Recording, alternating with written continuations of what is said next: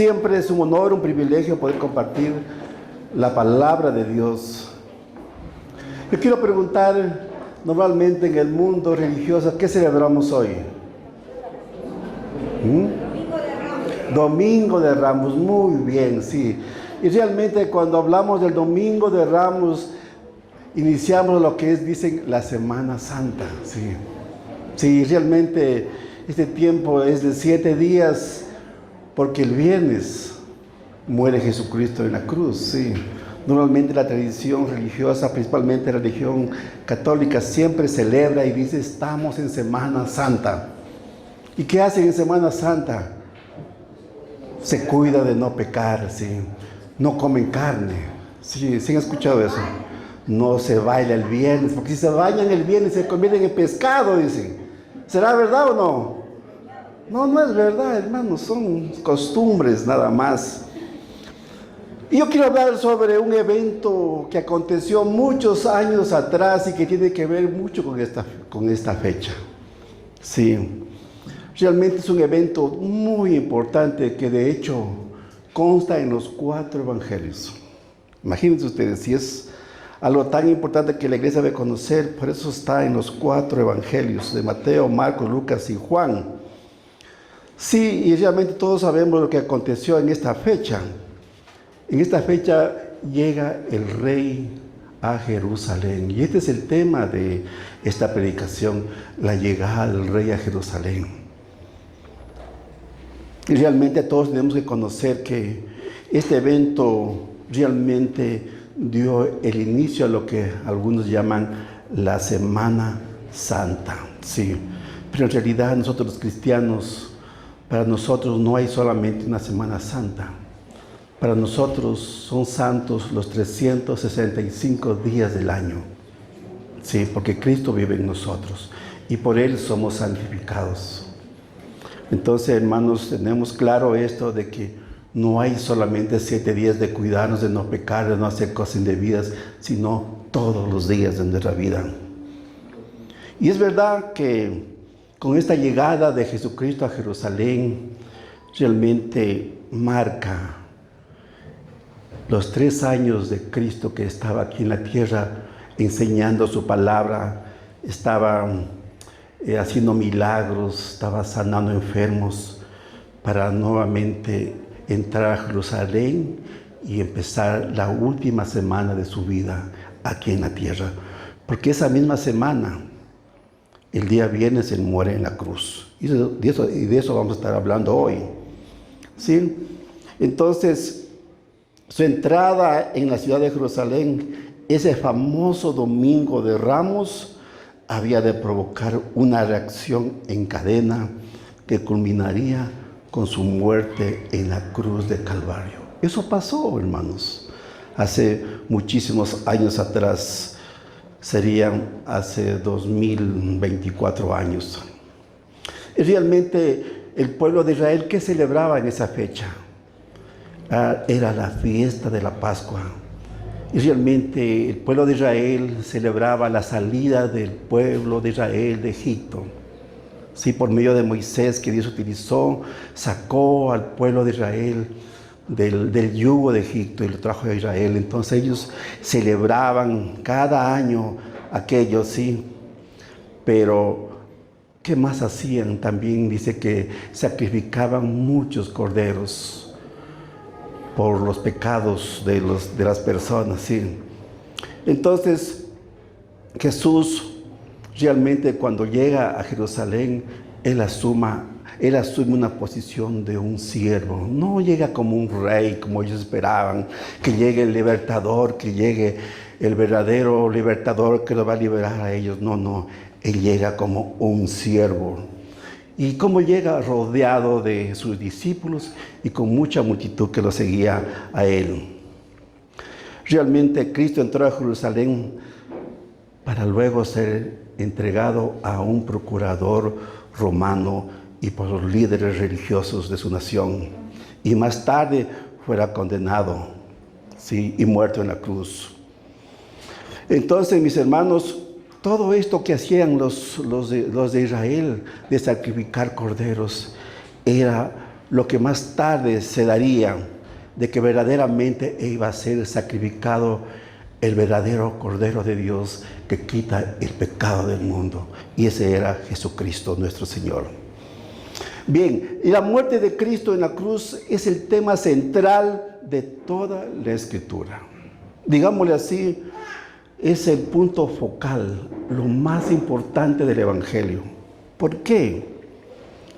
Porque es la línea divisora, así digámoslo así, que separa a los que se salvan de los que se pierden. Es la línea divisoria entre el cielo y el infierno. Con la muerte en la cruz se puede deducir todo esto. Es por eso, queridos hermanos, que los evangelistas le dedicaron tanto espacio a este evento que ocurrió hace mucho tiempo y que realmente en la mayor parte de los 4 evangelios hablan de los últimos 7 días de la vida de Jesús aquí en la tierra. Marcos le dedica 1/3 de todo el evangelio. Lucas le dedica 1/5. Juan lo dedica el 50%. Entonces todos los 4 evangelios, la mayor parte dedican a estos últimos 7 días. Si sumamos todos los capítulos de los 4 evangelios, suman 89 capítulos, de los cuales 39 capítulos hablan de la última semana de la vida de Jesucristo aquí en la tierra. En conclusión, el 1/3 de los evangelios están dedicados a narrar con hechos y detalles lo que sucedió durante la semana de la pasión, que comenzó precisamente con la entrada de Jesús en Jerusalén. Y es algo interesante y muy importante que realmente este evento conste en los 4 evangelios, porque saben que solamente hay 3 eventos que constan en los 4 evangelios. El primero, que es este, que vamos a hablar hoy. El segundo es la alimentación que hizo Jesús a 5,000 personas, o a 5,000 familias. Y el tercero es el que habla de la resurrección. Son los únicos 3 eventos que constan en los 4 evangelios, ¿sí? Entonces los evangelistas le dieron mucha importancia porque realmente de esto depende nuestra salvación. Y es un pasaje muy significativo, muy sensible. Yo espero que el Señor use en esta mañana para realmente movernos a clamar a Jesús, que es el verdadero Rey. ¿Sí? ¿Por qué les digo esto? Porque muchos de nosotros podemos aclamar al Rey, podemos alabar al Rey, y realmente no tenemos un claro entendimiento de quién es el verdadero Rey. Amén, hermanos. Entonces voy a dividir este pasaje de Marcos 11, del 1 al 11, que he tomado como texto principal esta predicación. Voy a dividir en 3 partes, ¿sí? La primera, Marcos nos presenta a Jesús como un rey soberano que tiene el control absoluto sobre todas las cosas. Y es verdad, Jesús es el creador de todo. Y Él tiene el control de todo, de ti, de mí y de todas las cosas que existen en los cielos y en la tierra. Vamos a la palabra de Dios, capítulo 11, del 1 al 3.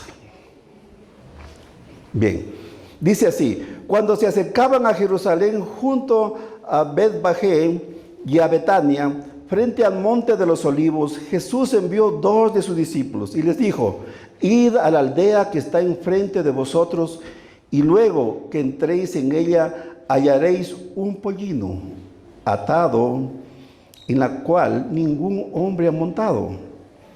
Desatalo y traedlo. Y si alguien os dijere: ¿por qué hacéis eso?, decid que el Señor lo necesita y que luego lo devolverá. En ese momento el Señor se está dirigiendo a Jerusalén desde Jericó. Sí, en Jericó sucedió muchos milagros. Ustedes recuerdan, en Jericó Jesucristo sanó a Bartimeo, en fin, muchas cosas sucedieron. Y realmente Jesucristo va rodeado rumbo a Jerusalén con sus discípulos y con una gran multitud que lo seguían. Sí. Y cuando se encuentra al este de Betania, envía a 2 de sus discípulos a que vayan y encuentren un pollino, como dice el texto, un pollino que no haya sido montado, y que lo desaten, y si el dueño dice a qué están haciendo, digan que el Señor lo dice, el Señor lo necesita. Esa era la orden, ¿sí? Entonces Jesucristo envía a sus discípulos a la aldea para que hagan lo que Él les dijo. Pero ahora vamos a pensar en esto. ¿Cómo sabía Jesús que ahí estaba un pollino? ¿Cómo sabía que este pollino nadie lo había montado? Si alguien no entiende lo que es un pollino, es un hijo de un asno, es un animalito, ¿sí? Un animalito conocido como un animal muy sencillo, muy humilde, sí. Y obviamente Jesús no les dijo para qué, simplemente les dijo, vayan y tráiganlo. No les dijo para qué. Los mismos discípulos no sabían para qué era, o sea, no sabían de qué estaban hablando. No había forma de que él sepa. Si eso pasara hoy en día, alguien haría lo siguiente. Bueno, cogería el celular y llamaría, o si no, enviaría un WhatsApp y diría, téngame listo el pollino que yo envío 2 de mis hombres para que lo traigan. Pero eso no había en ese tiempo. No había la tecnología que hoy la tenemos. Entonces, ¿cómo lo sabía Jesús? La respuesta es simple. Al menos que él tuviera un conocimiento sobrenatural. La única manera. Mis hermanos, Jesús sabía todo. Ustedes recuerden, cuando Jesús vino a la tierra era 100% hombre, pero también era 100% Dios. Por eso él sabía. Así que, mis hermanos, él sabe dónde se encuentra cada burro del planeta. Sabe. Él sabe cuántos pollinos hay. Él sabe tu vida y mi vida. Él conoce tus pensamientos, todo. Porque Él es Dios. En sus atributos divinos lo sabe todo, lo puede todo y está en todo lugar. Recuerde que Jesús es la segunda persona de la Trinidad. Entonces no hay nada que esté fuera de su conocimiento, de su alcance. Él es el dueño de todo. Simplemente le dio las órdenes a sus discípulos para que hagan lo que tenían que hacer. Ahora imaginemos, hermanos, el impacto que los discípulos tenían, pero cuando ellos fueron, justo encontraron como Él les dijo. Entonces yo me imagino que ellos dijeron, wow, aquí está el pollino y está amarrado. Pero había un propósito en todo esto. ¿Sabe qué querían demostrar el Señor a sus discípulos? Jesús quería demostrar a sus discípulos con esto que Él tenía todo bajo el control. Eso quería demostrarlos. Él quería demostrar que todo lo que iba a suceder en esos últimos 7 días de la semana, que todo estaba ya planificado desde muchos años atrás. Que todo lo que iba a suceder en esa semana en la cruz no era ningún accidente. Que todo estaba planificado. Y de hecho, Jesús ya los instruyó a sus discípulos mucho tiempo atrás, ya días atrás o meses atrás, de lo que ya iba a suceder. Él les dijo, el Hijo del Hombre será entregado a los romanos, a los gentiles, dice. Iba a ser golpeado, escupido y clavado en una cruz. Jesús quería demostrarles con eso que Dios había planeado todo, hasta el más mínimo detalle. Eso quería enseñarles Jesús. Así es que el destino de Jesús no estaba en manos del gobierno de Roma, porque en ese tiempo, hermanos, recuerden que Roma, él que gobernaba en Israel, no estaba en manos del gobierno de Roma, ni de los líderes religiosos de Israel. Sin saberlos, ellos estaban cumpliendo el plan divino de Dios, que era salvar a todos de los pecados. Sin saber, Estaban cumpliendo el plan y todo estaba sucediendo conforme había sido dicho muchos años atrás. Hermanos, Cristo nunca fue forzado a morir. Nunca. Él lo hizo voluntariamente. ¿Por qué? Por amor a ti y a mí. ¿Se dan cuenta? ¿Cuánto nos ama Jesucristo? Y ese es nuestro Dios que tenemos dentro de nosotros. Por eso debemos darle toda la gloria a Él. Y si alguien, es más, debemos darle gracias siempre a Él, es por eso. Porque Él dio su vida por cada uno de nosotros, para que nadie vaya al infierno. Es el plan de Dios desde el principio, que todos seamos salvos, que todos seamos hijos de Dios. Por eso Él fue a la cruz a morir por cada uno de nosotros. ¡Cuánto amor! Y alguien puede decir, pero ¿por qué Jesús tenía que entrar a Jerusalén montado en un pollino? ¿Por qué no entró a la ciudad caminando, como ya lo había hecho antes? No era que la primera vez llegaba a Jerusalén, pero esta vez se quiso entrar en un pollino. ¿O por qué no llegó montado en un caballo como lo hacían aquel entonces muchos reyes que llegaban en un caballo, un corcel, y lo recibían con muchas aclamaciones al rey?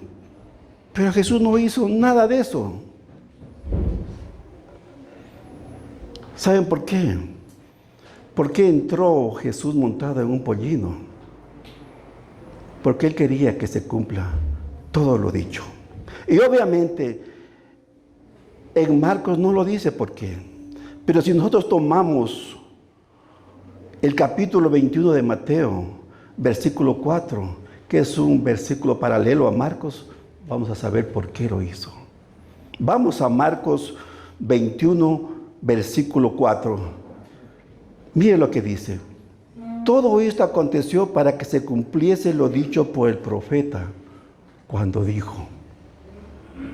¿De qué profeta está hablando? Del profeta Zacarías. Vamos a Zacarías 9:9. Escuchen lo que dice Zacarías. Alégrate mucho, hija de Sión, da voces de júbilo, hija de Jerusalén. He aquí, tu rey vendrá a ti justo y salvador, humilde y cabalgando sobre un asno, sobre un pollino, hijo de asna. ¿Se dan cuenta?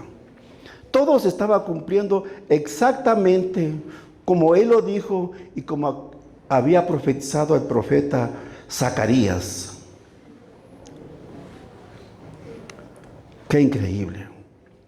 Jesucristo llega montado en un burrito o un pollino, porque un pollino es un burrito que tiene poca edad, ¿no? Pero es algo increíble. Dice que no haya sido montado por nadie. En otras palabras, este pollino nunca fue entrenado. Y ustedes saben, un animalito si no es entrenado, nadie puede subirse.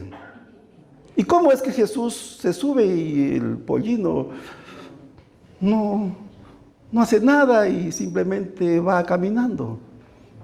¿Se dan cuenta? Dios tiene poder para todo.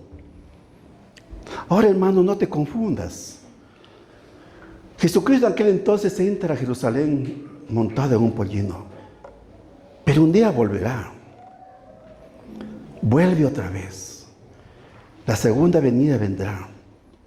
Pero ya no vendrá montado en un pollino. Vendrá como rey verdadero. Vendrá como Dios, como juez. Por eso en Apocalipsis 19 dice que Él vendrá en un caballo blanco para aplastar toda rebelión y poner a sus enemigos bajo el estrado de sus pies. Cuando Él venga, así vendrá.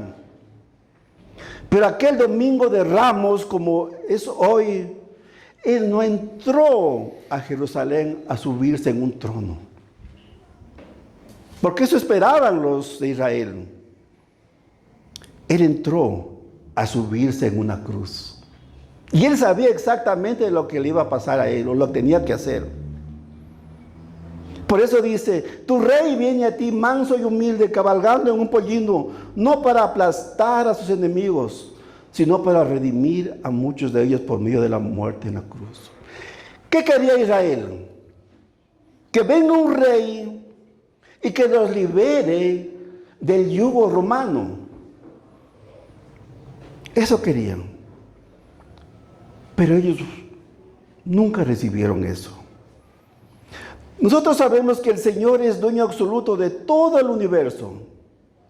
Y cuando Él no vino rodeado de riquezas, de lujos, no vino para disfrutar del oro y la plata.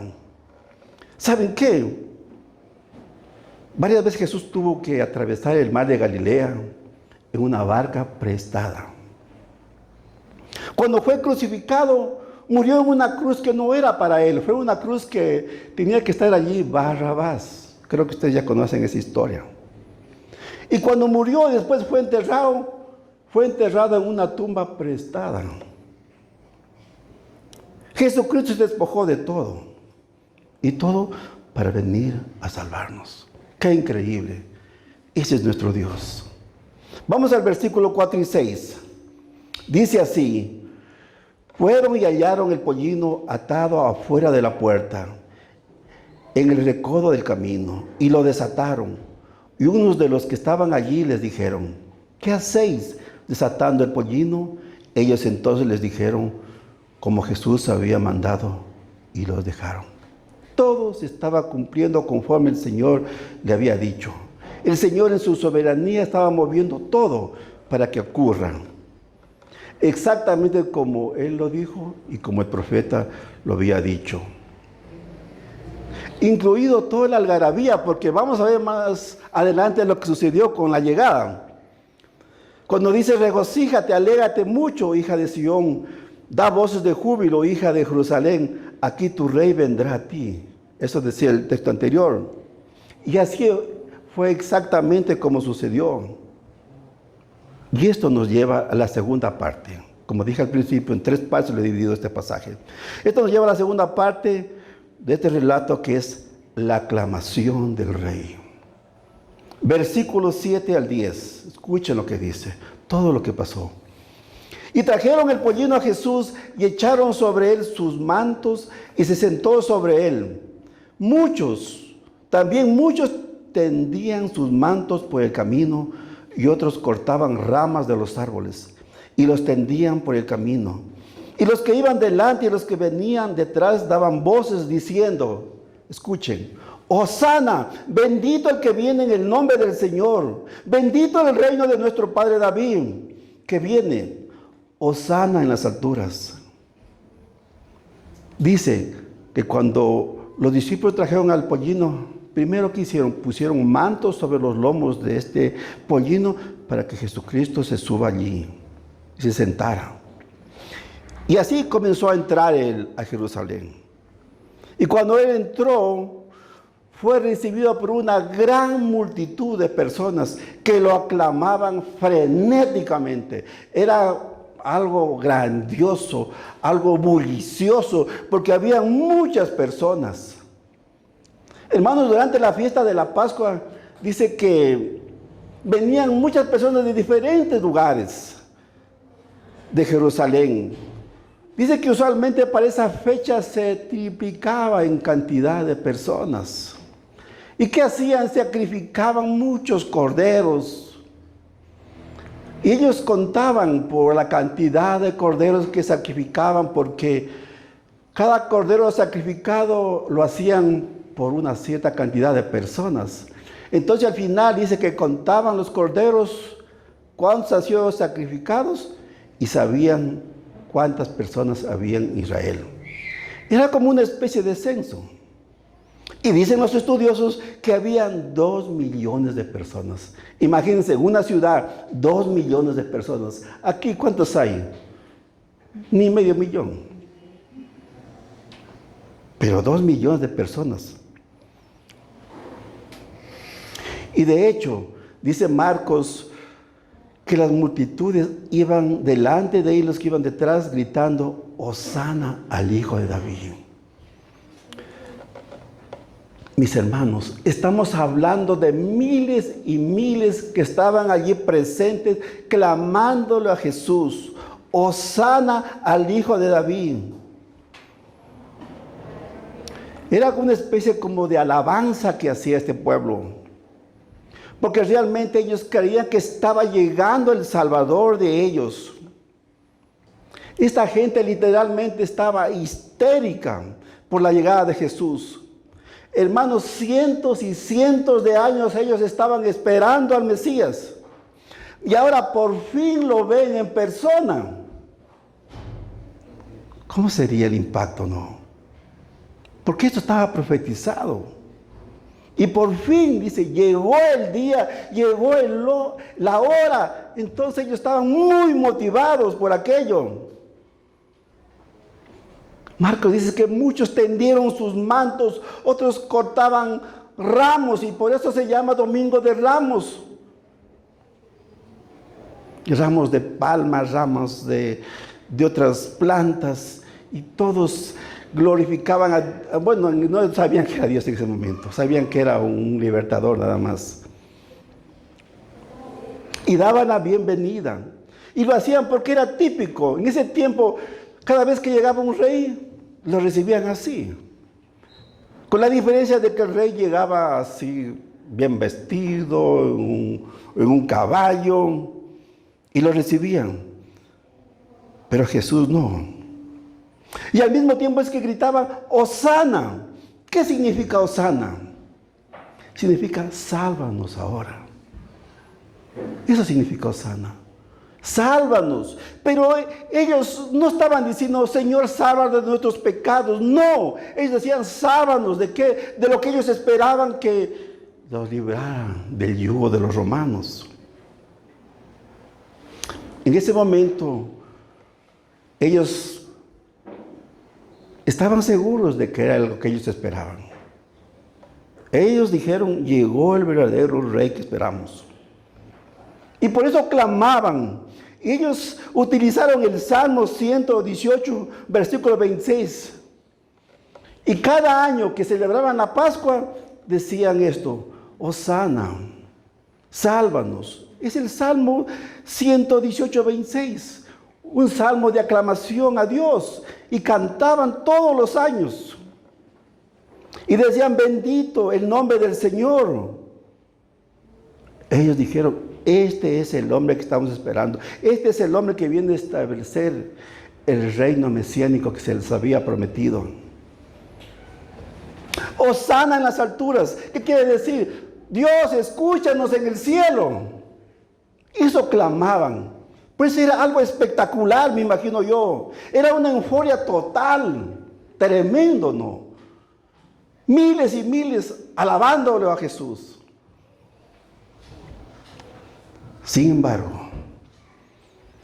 unos días más tarde, muchos de los que estaban allí presentes, clamándole a Jesús, más tarde iban a pedir a gritos: crucifíquenlo, crucifíquenlo. Qué cambio, ¿no?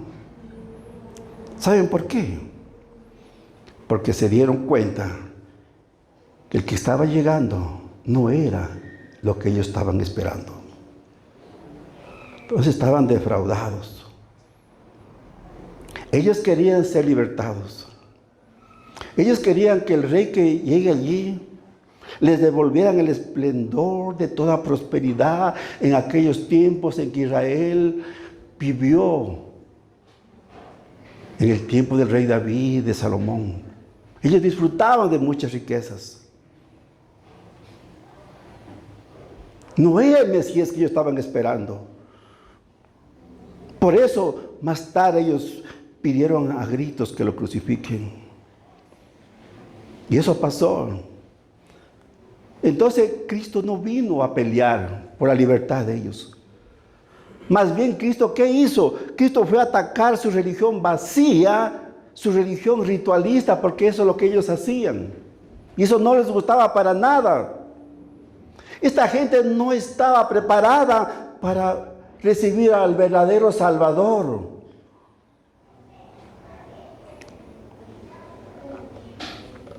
Por eso estaban defraudados y por eso pidieron la muerte. El Mesías no era, no les convenía, porque ellos tenían otras expectativas mundanas. Jesucristo, ¿qué hacía? Los invitaba al arrepentimiento y a la fe.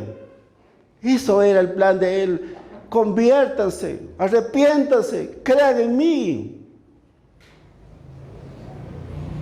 Pero sin embargo, ellos cuando entraba Jesús, estaban muy motivados y lo clamaban, pero estaban equivocados. Ellos no sabían quién era Jesús. Y eso es lo que está pasando tristemente hoy en día en muchas iglesias evangélicas. La gente le gusta aclamar a Dios, le gusta alabar a Dios, pero muchos de ellos no saben si están aclamando verdaderamente al verdadero Rey. Saben que muchas iglesias predican un evangelio falso, un evangelio mentiroso. Un evangelio que tratan de satisfacer los deseos.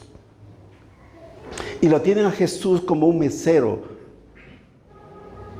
que simplemente uno se pide y el mesero lo da. Y predican y dicen, ven a Cristo y todo te irá bien. Ven a Cristo y tendrás un matrimonio maravilloso. Ven a Cristo y todos tus problemas serán sepultados en lo más profundo de la tierra. Serás una persona plena y feliz. Ven a Cristo y tendrás harta plata. Así dicen, el evangelio de la prosperidad. ¿Dice eso la palabra? ¿Dice el evangelio todo eso? No. ¿Pero qué dice? Ven a mí. Yo soy el Cordero de Dios que quita el pecado del mundo. Arrepiéntete. Eso sí dice.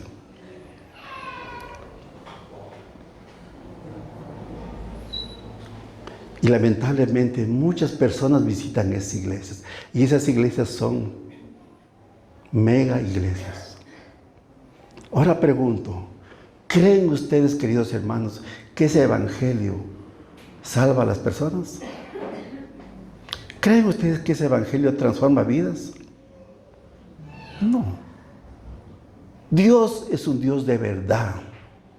Y Él mismo nos dice que la palabra no debe ser alterada. Así no la entendamos, pero es palabra de Dios. Entonces ellos estaban supuestamente alabando, aclamando a un Cristo en su imaginación. Y Cristo no es esa clase de rey. Uno no puede usar a su antojo para satisfacer nuestros deseos egoístas. Él es un rey que vino a morir por ti, para mí y por mí. Él es un rey que vino a pagar nuestra deuda con la justicia de Dios y librarnos de la esclavitud, sí, pero del pecado. Para eso vino. Y transformar nuestros corazones egocéntricos en corazones amantes y humildes. A eso vino Cristo. Pero ellos no querían nada de eso. Ese domingo de Ramos, una gran multitud estaba clamando, pero pocos estaban dispuestos a someterse a la voluntad de Dios. Ese es el problema, ¿sí? Es una cosa muy diferente, es estar dispuesto a someterse a la voluntad de Dios. Es, ¿cómo les digo? Es algo que uno puede hacer de pronto y decir, yo quiero alabarlo a Dios, quiero aclamarlo a Dios por muchas cosas que Él hace, pero no quiero someter mi voluntad a Él, o no quiero obedecerlo a Él. Y es lo que hacen muchas personas. Y no estoy en contra de la alabanza, la aclamación, sino la forma como lo hacen. Y quiero culminar la última parte, mis queridos hermanos, con el versículo 11. Yo le he puesto este nombre. que lo he llamado la mirada triste y penetrante del rey. ¿Qué es lo que pasó? Escuchen bien. Versículo 11. Y entró Jesús en Jerusalén y en el templo, y habiendo mirado alrededor todas las cosas como ya anochecía, se fue a Betania con los 12. Ya Cristo entró a Jerusalén y al templo. Dice el texto que se retiró con los 12. ¿Qué pasó con el resto? Bueno, Marcos no lo aclara esto. No aclara lo que estaba pasando en ese momento en la mente y el corazón de Cristo. Pero si nosotros nos vamos al Evangelio de Lucas, podemos saber lo que había en la mirada de Jesús. Y escuchen lo que dice en Lucas 19, del 41 al 42. Miren. Y cuando llegó cerca de la ciudad, al verla, lloró sobre ella, diciendo: oh, si también tú conocieses, a lo menos en este tu día, lo que es para tu paz, mas ahora está encubierto de tus ojos. No lo reconocieron. No le dieron el lugar que él se lo merecía. Pero ¿qué dice? Cristo lloró audiblemente por esa religión vacía, ritualista de su mismo pueblo. Cristo lloró por la incredulidad. Porque Cristo sabe, y todos sabemos, que el que no cree en Él, dice en el texto de Marcos, ya está condenado. Es un pecado mortal, se puede decir. Nadie se salva si no cree en Él. Nadie se salva si no se sujeta a Él. Por eso lloró. Porque es bien, Él miraba cómo lo clavaban a Él, pero Él sabía que en el fondo de sus corazones tenían un corazón duro, un corazón incrédulo, un corazón de piedra. Es verdad, de labios para afuera decían: Hosana, bendito el que viene en nombre del Señor. Pero solo era de labios para afuera. Porque más tarde, todos aquellos estaban pidiendo muerte, muerte para Cristo, que sea entregado a un procurador romano. Y eso fue lo que pasó. Ahora yo me pregunto, querida iglesia, ¿qué sentiría Jesús en las iglesias en medio de las alabanzas y en las aclamaciones que se escuchan en muchas iglesias? ¿Cómo se sentiría? ¿Por qué? Escuchen esto. Se puede ser intensamente emocional en la alabanza con un corazón que rechaza someterse a la voluntad de Dios. ¿Se puede hacer eso? Sí. Y es lo que pasa, lamentablemente, en muchas iglesias. Aunque también podemos decir que se puede ser intensamente emotivo con un corazón obediente y sumiso que reconoce a Jesús como el verdadero Rey. Eso sí debemos hacer. Esa alabanza sí le gusta al Rey.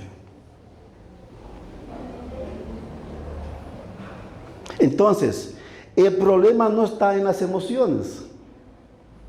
La pregunta es si de verdad tus emociones y las mías corresponden con nuestro sometimiento a Cristo. No es que estoy diciendo es malo ser emotivo. No, para nada. Porque Dios mismo nos dio emociones. Entonces el problema está en que si realmente nuestras emociones corresponden con tu sometimiento a Cristo, estás dispuesto a vivir bajo su voluntad, sin renegar, sin cuestionar, estás dispuesto a obedecer. Es lo que el Señor quiere. Que Cristo nos guarde como aquellas personas que lo recibieron a Él cuando Él llegó a Jerusalén. Eso es tremendo. Que nos salve, porque sé que lamentablemente hoy en día en muchas iglesias se hace eso. Y eso realmente no le agrada a Dios. Está bien, debemos alabarlo, debemos aclamarlo, pero con un corazón sincero, un corazón de agradecimiento, reconociendo que Él murió en la cruz un día, por ti y por mí, reconociendo que nuestros pecados ya fueron perdonados, reconociendo que toda la ira de Dios cayó sobre Él por nosotros. Que nunca se nos olvide eso, que debemos vivir eternamente agradecidos, porque Él ya lo hizo hace 2023 años. Y realmente, si nosotros queremos recordar esta fecha, que nunca se nos olvide aquel domingo de Ramos, cuando Jesucristo llegó a nuestras vidas. Yo no sé si tú te recuerdas cuándo Cristo entró a tu vida. Yo sí recuerdo. Y realmente es algo maravilloso, porque muchas cosas cambian en nosotros. Cambia nuestra forma de pensar. Nuestro corazón, que a veces es tan duro como de piedra, Jesucristo lo cambia. Entonces, realmente, como dice la Biblia, nueva criatura somos. Ya las cosas viejas pasaron. Eso hace Jesucristo. Si tú quieres celebrar la entrada triunfal, recuerda cuando entró Jesucristo a tu vida. ¿Y qué es lo que está haciendo Jesucristo todos los días en ti? Y es verdad, Jesucristo entró en nosotros y está en nosotros. Eso no lo dudes. Y si es así, eres un hijo de Dios, una hija de Dios. No hay duda de aquello. El Evangelio es creer en todo lo que hizo Él en la cruz. El Evangelio es reconocer que Jesucristo murió por nosotros. Que por nuestras obras nadie se salva. Él lo hizo todo. ¿Qué tenemos que hacer nosotros? Creer y someternos a su voluntad. Es lo que tenemos que hacer. Eso significa que Cristo llegó a tu vida. Amén, hermanos. Ponte de pie, vamos a culminar.